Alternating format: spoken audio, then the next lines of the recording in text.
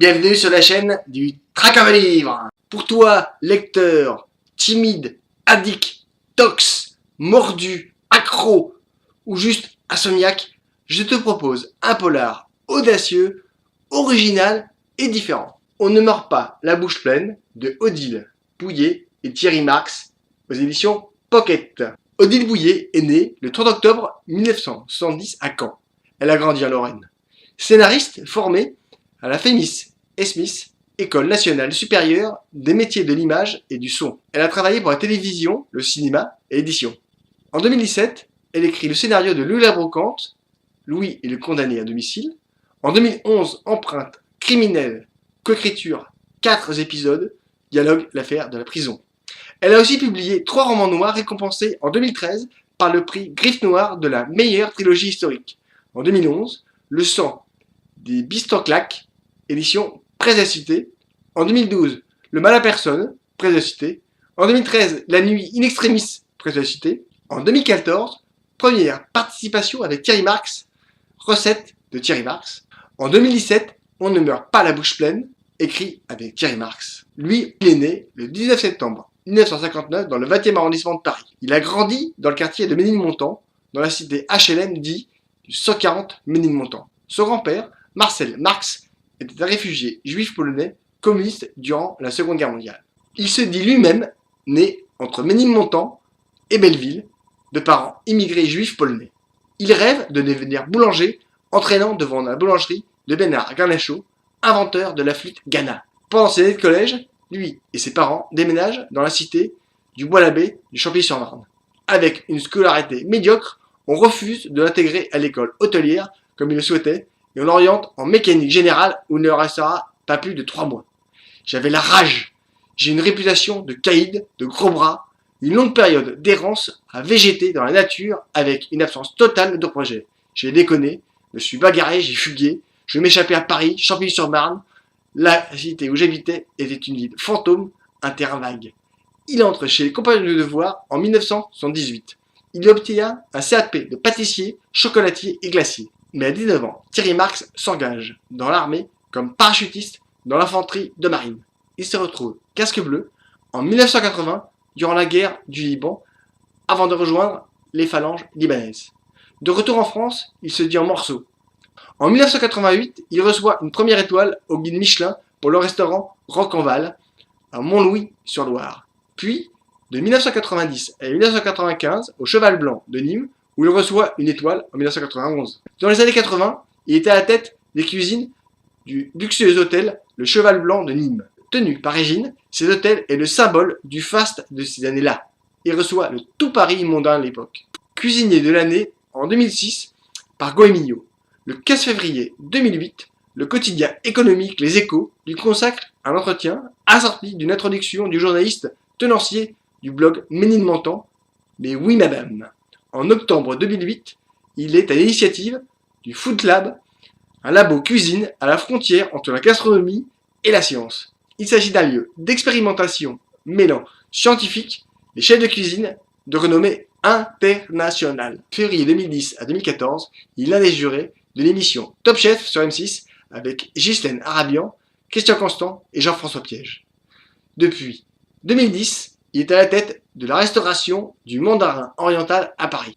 En 2010, il devient le héros d'un manga sur les applications de la cuisine moléculaire dans Science, Vie et Découverte. Fin 2013, Thierry Marx et Raphaël Aumont inaugurent le Centre français de l'innovation culinaire, un laboratoire de l'université Paris-Sud où ils élaborent ensemble des textures et des saveurs de cuisine du futur.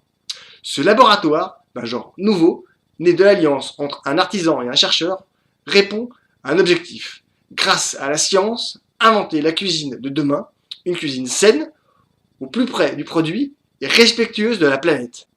Un cuisinier engagé, il considère la cuisine comme un lien naturel et social qui peut rassembler les hommes, ce qui traduit dans plusieurs de ses actions. Depuis 2002, Thierry Marx intervient en milieu carcéral pour y transmettre son savoir-faire. Depuis 2012, il permet aux détenus de Poissy qui le souhaitent de bénéficier d'une formation au bac professionnel de restauration. Thierry Marx pratique et enseigne les arts martiaux. Il a notamment étudié le judo, le jujitsu et l'aïkido. On ne meurt pas la bouche pleine de Odile Bouillet et Thierry Marx. Le commandant Achille Siméo traîne son spleen dans Paris. Cela fait maintenant 38 ans qu'il travaille pour la maison Poulega, au 36 quai des Orfèvres.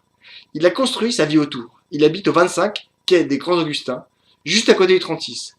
Sa vie, c'était sa femme, Chloé, qui l'avait ensoleillée. C'est elle aussi qui lui avait trouvé l'appartement juste à côté du 36. Sa vie, sa mort, l'a amputé d'une partie de lui-même. Le déménagement vers le bâtiment ultramoderne des Batignolles ne l'excite pas plus que ça. Malgré la vétusté des locaux, c'est aussi toute l'histoire de la police et d'une partie du pays qui va disparaître. S'il a bien retenu une chose tout au long de sa carrière, c'est que rien n'est impossible. Il est appelé dans un hôtel de luxe où le cadavre vient d'être découvert, recouverte de latex de la tête aux pieds. Cela ressemble à une séance sadomasochiste qui aurait mal tourné. Seulement, il y a quelques indices qui semblent prouver que ce n'est pas tout à fait ça.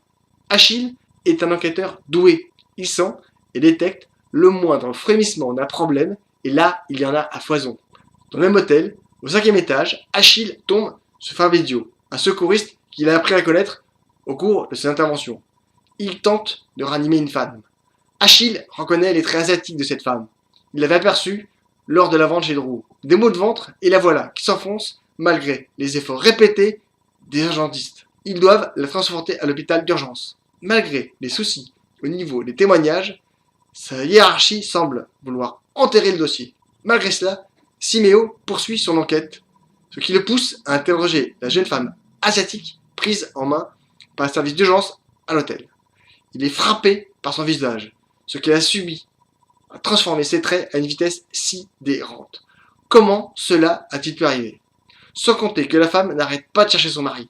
On finit par le retrouver. Lui aussi mort. Lui aussi de manière naturelle. Siméo n'est pas dupe. Trop de coïncidences, trop d'aberrations. L'avantage des années passées dans la maison Poulaga, c'est les amitiés qu'il a su développer à tous les niveaux.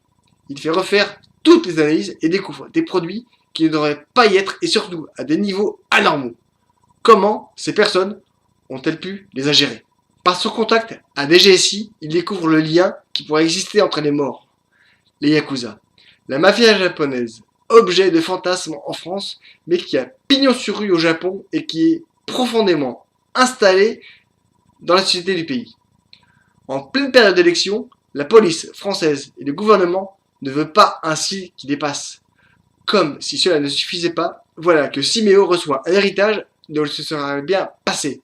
Son père biologique lui laisse une grosse somme d'argent.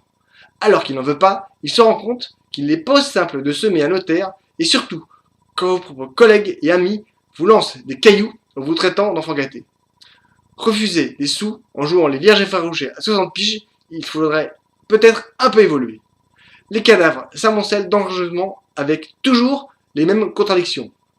Bien que tous les morts semblent naturels, rien ne justifie les symptômes. À Tokyo, au pays du soleil levant, Siméo a un homologue. Lui aussi se retrouve avec des cadavres encombrants. 2 hommes d'affaires empoisonnés avec une substance indécelable. Et ce riche homme d'affaires, lui aussi, en train de mourir, suite à un empoisonnement. Tout cela semble embarrasser sa direction et les services diplomatiques. Avec son héritage, Achille Siméo s'offre une virée au Japon, bien décidé à comprendre ce qui est arrivé aux victimes en France. Sa rencontre avec ce pays va être un choc. Au fur et à mesure, il commence à défaire les chevaux de fil de l'enquête et met à jour une vérité glaçante et étonnamment gastronomique. Le mot le plus juste pour décrire ce livre est l'élégance. Une écriture soignée, des personnages pleins d'intelligence et la volonté de raconter une histoire très bien construite. Il y a aussi cette envie de faire découvrir un pays et une culture complètement différente. Achille Siméo est un personnage attachant, parisien dans l'âme, curieux de sa ville et aimant l'histoire de son pays et sa gastronomie.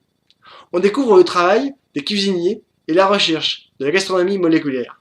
Personnellement, je n'ai pas les moyens d'aller dans ce type de restaurant, mais il y a une vraie imagination dans les recherches culinaires, une recherche de nouveaux goûts. Il existe des tutos qui vous donnent des moyens de faire des billes de jus de fruits en quelques minutes. L'auteur prend du temps pour vous décrire des plats hors normes qui nous donnent l'eau à la bouche, mais aussi froid dans le dos quand on découvre leur finalité. Le voyage initiatique de Achille Siméo au pays du soleil levant nous fait découvrir une culture pleine de paradoxes.